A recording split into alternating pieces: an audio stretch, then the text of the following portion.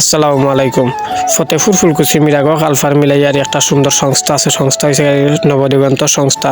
তো ওখান থেকে একটা অনেক বড় ট্যুরের ব্যবস্থা নেওয়া হয়েছে। ট্যুরের লাগে সবাই প্রস্তুতি নিয়ে গাড়িখানটা আইলাম। আর সবাই যার যার গেঞ্জি গুছাই আর গাড়ির মধ্যে উঠলাম। আর আমরা কোন জায়গায় যাবো আর আপনারা অবশ্যই খোয়াইছেন। আমরা গাড়ি দুইটার সিদ্ধান্ত নেওয়া হয়েছে। তো আমরা যদি কোন জায়গায় যাবো এখানে জানতে হয় তাহলে চোখ রাখো। আর আমরা গাছপালা প্রকৃতিক একটা জায়গা দেখে আমরা লামে গেছি। কারণ পেট শান্তি মানে দুনিয়া শান্তি। অবশ্যই আপনারা বুঝে লিছে আমরা খাওয়া লাগি নাইছি। কারণ আমরা যদি না খাই যতই ঘোরাঘুরি করি, কারণ ঘোরাঘুরিটা মজা মিলতো না।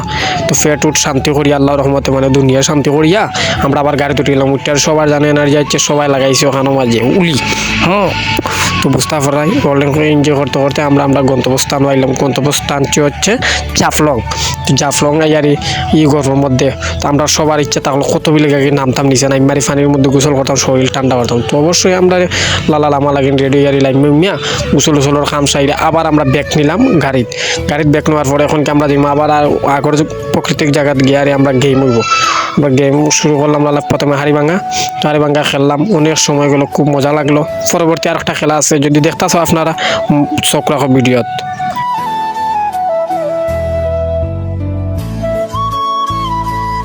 তো আমরা হাড়িভাঙ্গা খেলা শেষ, এখন শুরু করলাম আমরা বালিশ খেলাটা খুব অসাধারণ খেলা।